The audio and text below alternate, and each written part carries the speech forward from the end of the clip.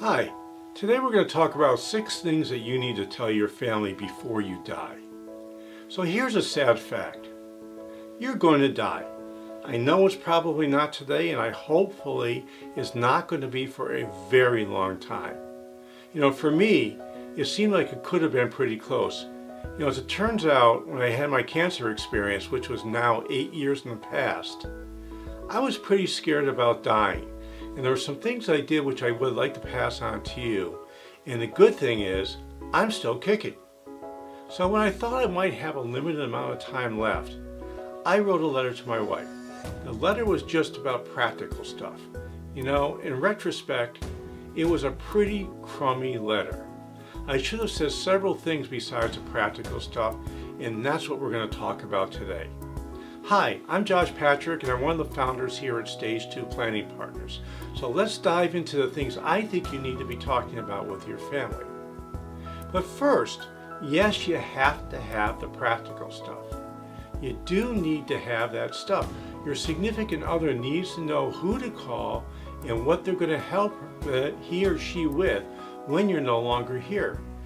Should the person they call be your attorney, your CPA, your best friend, one of your siblings or one of their siblings, or even just a friend who's close to them? Whoever can help your spouse get through this period needs to know that they're the person that's going to get that call when you're not here anymore.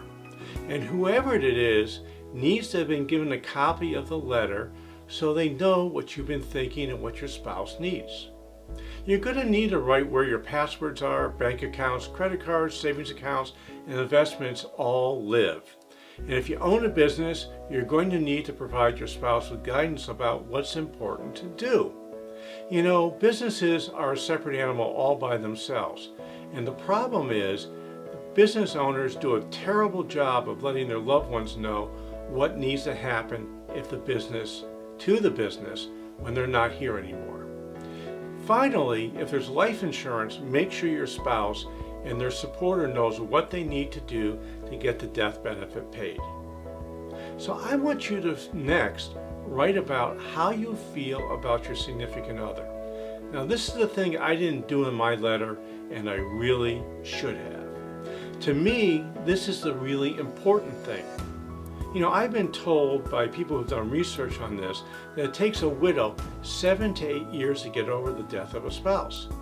Men seem to get through the process faster, and that might just be because men really never process the death of their spouses. They just tend to go through and not really think about it and feel it. We need to feel it too.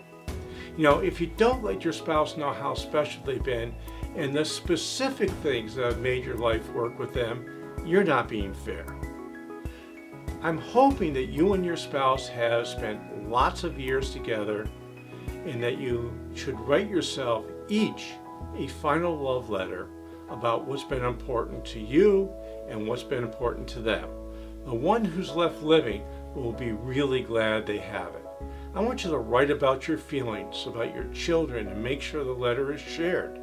I want you to share the letter with your children also, because they're going to have the same issues that your spouse is going to have. They're going to have a really hard time letting go. If you write them a letter with the specifics about what's made them special in your life, they're going to appreciate it. It's going to make your memory more special to them. You help keep your memory alive with your children. And if you have grandchildren, include them in the letter. And if you have the ability to do a video, and most of us do today, why don't you just make this into a video letter? You've got to share this letter or video with your children and your spouse before you die. There's too often there's unsettled business that could have been very easily taken care of if we only bothered to do so. Your letter really needs to talk about what your life has meant to you. In your letter, talk about what's important in your life. What are the things that you cherished? What are the memories that were really special? What was it like growing up? What was it like raising your kids? What was it like after you became an empty nester? I hope you're getting the idea. All these questions are things your family will love to know. Too often, We don't tell others what's important to us. We wait for them to figure it out. And figuring it out is just too hard. Your letter should cover the really important stuff. You should use the word love, and you should use the word love a lot. If you need to, you can use the word hate, but I hope you don't have to. Have your letter be about your feelings. Have your letter be about what's really important to you. After all, it's your letter. It's okay to have this letter be a long one, and it's probably going to be a very long letter if you spend the time to think about your life in a deep manner. It's going to take you a lot of time to write it or shoot it. I bet if you really cover all the important things in your life, your letter is likely going to run between 5 and 20 pages. And in my world, it's great for it to be that long because it's going to be complete. You're going to cover all the things that you think are important, and both you and your family will be glad you did.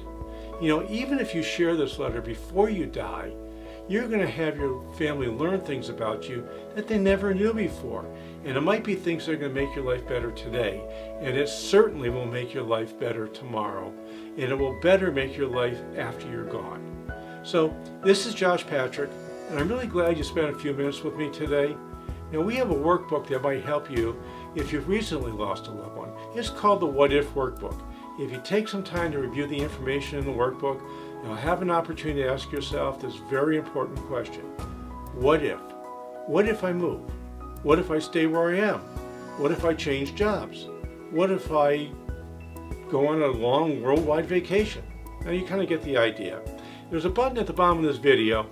Click on it and we'll have the workbook on its way to you really quickly. Again, thanks a lot for stopping by today, and I hope to see you back here really soon.